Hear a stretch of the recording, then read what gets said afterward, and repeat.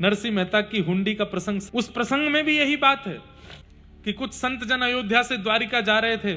संत जन जा रहे थे, जूनागढ़ पहुंचे, जैसे तैसे अपने सोने बचा करके जूनागढ़ तक पहुंच गए। जूनागढ़ आकर के उन्होंने वहां किसी से पूछा कि भाई हम द्वारिका जा रहे हैं, हम इतनी मूर्ति हैं, बहुत सारा सोना है हमारे पास, द्वारिका तक पता नहीं ये बचेगा कि नहीं, बहुत चोर डाकू डकैत रास्ते में मिलते हैं, और यहां तो समुद्री रास्ता है, समुद्री चोर तो और खतरनाक होते हैं, यहां कोई हुंडी लिखने वाले हो तो बताओ। तो ईर्ष्यालु लोगों ने नरसिंह मेहता का नाम बता दिया। बोले इस नगर के सबसे बड़े सेठ जी तो नरसिंह मेहता है, इतनी बड़ी हुंडी है उनकी, पूरे द्वारिका में चलती है उनकी। कितना सोना है आपका? बोले 700 मोहर है। अरे राम राम राम राम, वो 1000 से नीचे मोहरों की तो हुंडी लिखते ही नहीं है। बेचारे नरसिंह मेहता जी की स्थिति यह है कि आकाश वृत्ति से घर चल रहा है और ये चिढ़ने वाले लोग कह रहे हैं कि 1000 से नीचे की हुंडी नहीं लिखते। अरे भैया हमारी लिखवा दो। संत जन तो फिर उन लोगों ने कहा आप एक काम करना। बोले क्या? जाते चरणों में गिर जाना और कहना भैया 700 ही है, 1000 नहीं है, लिख दो, हमें पता। वो मना करेंगे, वो ये तक कह देंगे मैं तो कंगाल हूं, आप फिर भी उनके चरण मत छोड़ना। वो आपके सामने रोने लगेंगे, बिलकने लगेंगे, कहने लगेंगे कि द्वारिका में मेरा कोई नहीं, लेकिन फिर भी आप उनको मत छोड़ना, लिखवा ही देना। मंतव्य यह था कि 700 सोने की मोहरियां नरसिंह मेहता को देके जब वो लोग द्वारिका जाएंगे, वहां कोई नहीं मिलेगा, तो लौट के आके इतने सारे संत नरसिंह मेहता को मारेंगे। हम लोग नरसिंह का अपमान करते हैं, उसका विरोध करते हैं, उससे बड़ा फर्क नहीं पड़ता। संत विरोध करेंगे तो बड़ा फर्क पड़ेगा। दुर्बुद्धि लोग कहां तक पहुंच जाते हैं। संतों से विरोध करवाओ तब आनंद आएगा। संतों को पढ़ा लिखा करके भेज दिया, अब तो संत गए, नरसिंह मेहता जी बेचारे बैठे अपना कीर्तन कर रहे थे। इतने में संत जन आए चरणों में, जय हो जय हो जय हो नरसिंह मेहता की जय। नरसिंह मेहता ने देखा इतने सारे संत, उल्टे नरसिंह मेहता सबको प्रणाम करें, सबके चरण उठा उठा के रज ले में। अब तो नरसिंह मेहता पहली बार देख रहे हैं, वो जितना प्रणाम करें संत उनसे ज्यादा प्रणाम कर रहे हैं। नरसिंह मेहता जी चरणों में प्रणाम करके बोले भगवान आप क्यों ऐसे कर रहे हैं, क्या क्या काम, आप आज्ञा करें, क्या सेवा करूं? बोले हमारी हुंडी लिखो। चरणों में धर दिए। बोले 1000 नहीं है, 700 है, बस कृपा कीजिए थोड़ी सी, बस हम पे दया करो, थोड़ी हुंडी लिख दो। अरे महाराज जी कहां से ले आए हैं, कौन? मैं हुंडी नहीं लिखता हूं। अरे द्वारिका में आपकी हुंडी है बहुत बड़ी, वहां आपके सेठ जी हैं, उनके लिए लिख दीजिए ना कि हमको 700 सोने की मोहर वहीं दे देंगे। संतों का भला कर दीजिए, इतनी दूर से चल के आए हैं, हम द्वारिका जाकर के 700 सोने की मोहर ले लेंगे, वहां पे बढ़िया दान पुण्य करेंगे, आप क्यों ऐसे कर रहे हैं? नरसिंह मेहता बेचारे रात भर बैठे रहे। संत बोले लिखवाएंगे तो आपसे लिखवाएंगे, नहीं तो नहीं, यहां से और कहीं नहीं जाएंगे। नरसिंह मेहता ने खूब प्रयास कर लिए कह कह के कि भैया कुछ भी नहीं है। बोले हमें सब पता है, आप ऐसे कहोगे ये भी हमें पता था। नरसिंह मेहता बोले बड़ी विडंबना, क्या करें? अब संत रोने लगे। अंत में तो नरसिंह मेहता से देखे नहीं गए। 700 सोने की मोहर, हे नाथ क्या। अब सीखने वाली बात। नरसिंह मेहता बोले आज शाम तक रुक सकते हैं आप लोग? बोले क्यों? बोले कुछ करना है। बोले क्या करोगे? बोले देखिए 700 सोने की मोहर से जितनी सामग्री होनी थी उतनी बाजार से खरीद लाए, आटा दाल चावल, और बढ़िया घर में पूरा एक भी रखा नहीं, सब कुछ 700 सोने की मोहर उन संतों की ले जाकर के सामग्री लाए, बढ़िया बनाया और पूरे जूनागढ़ के संतों को निमंत्रण देके भंडारा करा दिया, सबको पवा दिया और उन संतों को दिखा दिया। संत बोले भैया तुमने हमारे तो खर्च कर दिए सबरे, कहीं ऐसा नहीं हो कि। बोले नहीं नहीं, अब आपने कही है तो हुंडी लिख रहा हूं मैं। लिख दिया। जय हो श्री देवकी नंदन ठाकुर जी महाराज, यशोदा के प्राण प्यारे लाला, रुक्मणी के हृदय के प्राण प्रिय श्री ठाकुर जी, मेरी लाज बचाओ। 700 सोने की मोहर इन संतों के द्वारा मुझको दी गई है, मैं आपके नाम से हुंडी लिख रहा हूं, कृपा करके इन संतों की लाज रखिएगा। दे दिया। अब संत तो वहां से वो लेकर के प्रणाम करके निकल पड़े द्वारिका।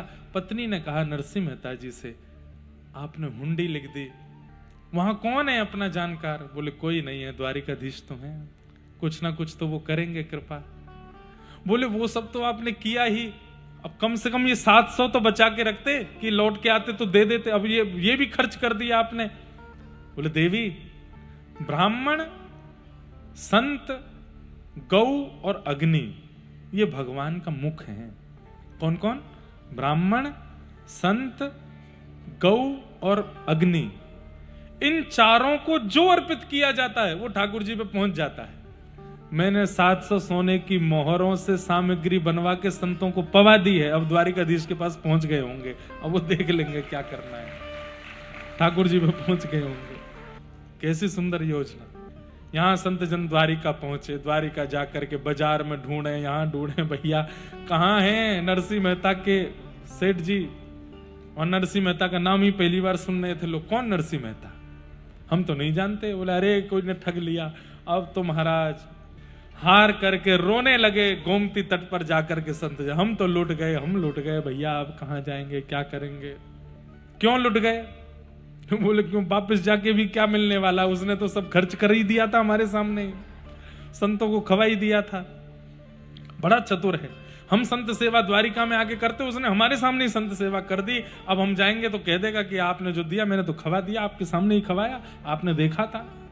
जब रोने लगे द्वारिकाधीश, सुंदर सिर पर फेंटा बांध करके, हाथ में एक बेंत लेकर के, पटका डाल करके, और महाराज अर्धरात्रि का समय, पूरी द्वारिका सो रही है और ठाकुर जी सेठ साहूकार का रूप धारण करके सांवरिया सेठ बन करके प्रकट हो गए। बोलो सांवरिया सेठ की। ठाकुर जी आए, अरे हमारे स्वामी जी श्री नरसिंह मेहता की हुंडी लेकर के कोई आए हैं क्या? जैसे ही कहते कहते आए, आहा, जैसे ही आकर के कहा संत जनों ने नरसिंह मेहता का नाम, अरे हम हैं, हम हैं, हम हैं, हमारी हुंडी। अरे अच्छा लाओ दिखाइए। जैसे पढ़ा पत्र, पत्र पर देख करके ठाकुर जी के नेत्र सजल हो गए। बोले चलिए जाकर के 700 सोने की मोहर, बोले ये तो आपकी हुंडी के जो हैं वो, अब इसके अलावा, बोले आप सब लोग बैठिए, प्रसाद पाइए। चरण धोए, ठाकुर जी ने सबको दक्षिणा दी। रुक्मणी जी भी सेठानी बन करके आई हैं, सबके गले में एक एक सोने के हार पहनाए, सबको दक्षिणा आदि दी। बोले आप लोग इतना स्वागत सत्कार क्यों कर रहे हैं हमारा? हमने तो बहुत जगह हुंडी लिखवाई, इतना स्वागत तो सेठ जी नहीं करते। बोले महाराज आज हमारा घर परिवार सब कुछ नरसिंह मेहता जी की कृपा से चल रहा है, उन्हीं की कृपा है हम पर। आइए दिखाता हूं। भीतर लेकर के गए तो महाराज खूब सारी चौकियां, और उस चौकियों पे महाराज लेख करने वाले लोग बैठे थे, बड़े बड़े। इतने सारे लोगों को देख करके उस संत बोले ये कौन है? बोले सब नरसिंह जी का कारोबार है, ये उन्हीं की लिखा पढ़ी चल रही है, उन्हीं की लिखा पढ़ी चल रही है। हम तो उनके दास हैं चरणों के, उन्हीं की कृपा है। आप लोग उनको छू करके आए हैं, इसलिए मैं आपको इतना वंदन करूं। मेरे हृदय से लग जाइए, चरण छूमे, बार बार बलैया लेवे संतों की। जितने दिन रहना यहीं रहिए आप। बोले हमको तो संत भोज करना था। अरे हम बुलाते, संत प्रकट कर दिए ठाकुर जी ने, संतों को भोजन पवाया, सब कुछ बढ़िया।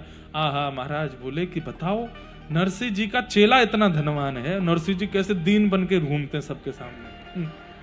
कुछ महीने बाद संत जन लौट करके गए। नरसिंह मेहता जी ने जैसे ही देखे, पत्नी से बोले भागो, ये पकड़ेंगे आप। नरसिंह मेहता जी उठ करके थोड़े संकोच में आ गए, डर में आ गए। बोले अब क्या होगा? संतों ने जाकर के चरण पकड़े, बोले जय हो नरसिंह मेहता की जय हो। नरसिंह मेहता बोले जय जय, कहीं ना कहीं से इकट्ठे करके दे दूंगा आपके जो हैं। बोले ये सब क्या कह रहे हो आप? क्या आपने करवा दिया? आनंद आ गया महाराज, आपका वो चेला कितना सुंदर है, उसका तो रूप देखते बनता है। हम तो उसी को देखते रहते थे, क्या उसके नेत्र, क्या नासिका, क्या उसके होठ, क्या उसकी थोड़ी, क्या उसकी भुजा, क्या उसके चरण। कौन? अरे तुम्हारा सेठ। कौन सा सेठ? बोले जिसके नाम से हुंडी लिखी थी। पूरा वृत्तांत बताया, और सब कुछ बता करके जब ये सुना कि वो कह रहे थे कि नरसिंह जी तो हमारे स्वामी हैं, हम तो उनके चेला हैं। नरसिंह जी बोले जरा बताना नेत्र कैसे थे? बोले आहा, कमल जैसे नेत्र थे। अच्छा, मुखमंडल का वर्ण कैसा था? बोले सांवले से थे, कभी गोरे लगते थे, कभी सांवले लगते थे। चाल कैसी थी? बोले टेढ़ी मेढ़ी सी चाल चलते थे। नरसिंह मेहता जी रुदन करने लगे, संतों को हृदय से लगाने लगे, रोने लगे। नाथ क्यों इतनी रक्षा मेरी करते हो आप? मैं क्या हूं आपके लिए? मैं कुछ भी तो नहीं जानता, कुछ भी तो अच्छा मेरे जीवन में नहीं है, फिर क्यों पग पग पर आकर के मेरी रक्षा करते हो? क्यों मेरे साथ खड़े हो जाते हो? क्यों हर स्थिति से मुझे बचा लेते हो आप? मैं तो कुछ भी अर्पित नहीं कर पाता आपको। ऐसे द्वारिकाधीश सांकेतिक वार्ता। अब तो नरसिंह मेहता से मिले नहीं, लेकिन संकेत में अपना पूरा प्रेम बता दिया कि नरसिंह से कितना प्रेम करते हैं। और एक बात बोलूं बंधुओं, जब आपका भजन अतिश्रेष्ठ हो जाता है, ये मैंने अनेक भक्तों के चरित्र पढ़ करके अनुभव किया कि जब भक्त बहुत ज्यादा श्रेष्ठ हो जाता है अपनी भक्ति में, ठाकुर जी उसके आसपास वालों पर कृपा ज्यादा करते हैं, पहले कर देते हैं।